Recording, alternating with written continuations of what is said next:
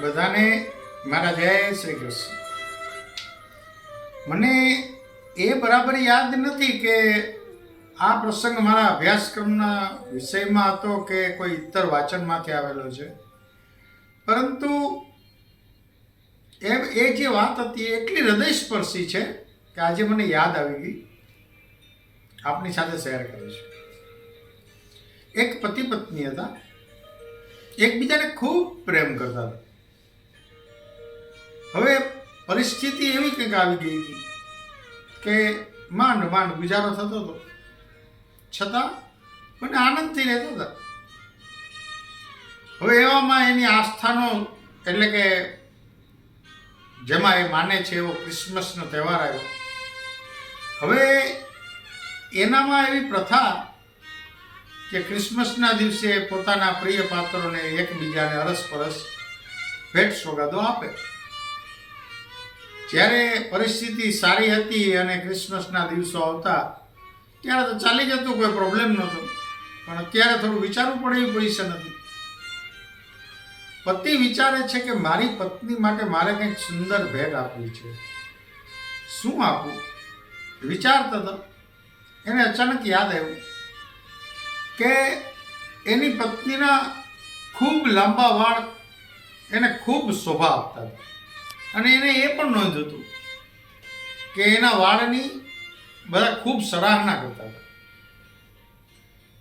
ચાલ એના વાળ માટે કંઈક સુંદર ભેટ લાવું જે એના વાળને શોભાયમાન થાય.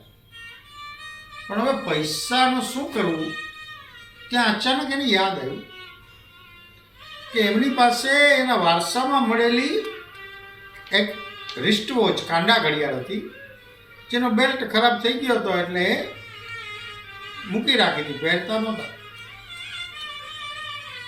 આનંદમાં આવી ગયું કે ચલો આ ક્રિસમસનું તો થઈ ગયું. રિસ્ટ વોચ લઈ અને ગયો, અને રિસ્ટ વોચની સારી કિંમત આવી, અને બધા જ પૈસાની એના પ્રિયતમની એટલે કે એની પત્નીના વાળને સુંદર લાગે એવી ભેટ લઈ અને મૂકી દીધી. આ બાજુ એની પત્નીને વિચાર આવ્યો કે ક્રિસમસમાં હું મારા પતિને શું ગિફ્ટ આપું. અચાનક એને યાદ આવ્યું કે હા, એની પાસે એક બહુ જ સારી એક કાંડા ઘડિયાળ છે, પણ એનો બેલ્ટ ખરાબ થઈ ગયો છે એટલે એ પહેરતા નથી.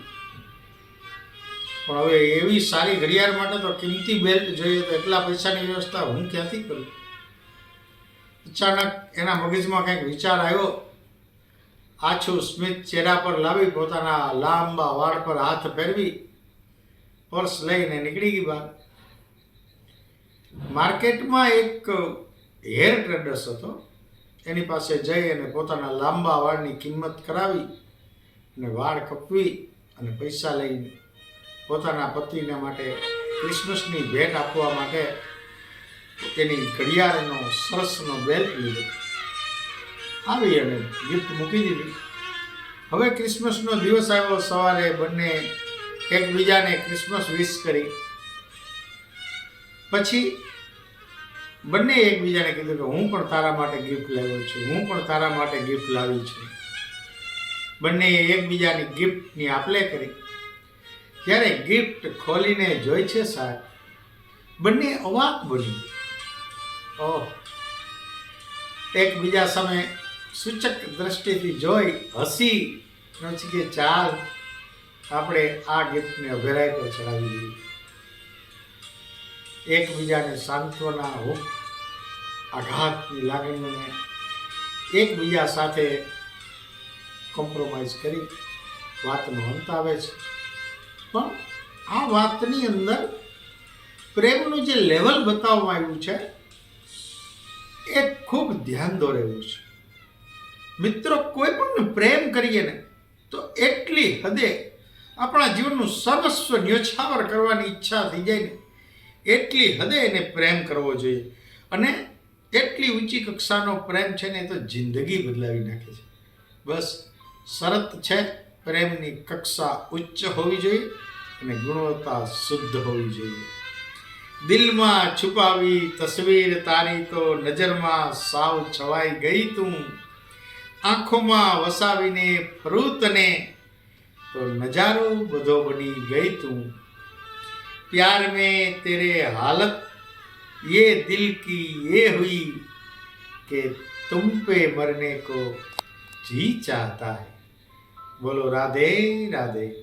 वात नित्य प्रकाश।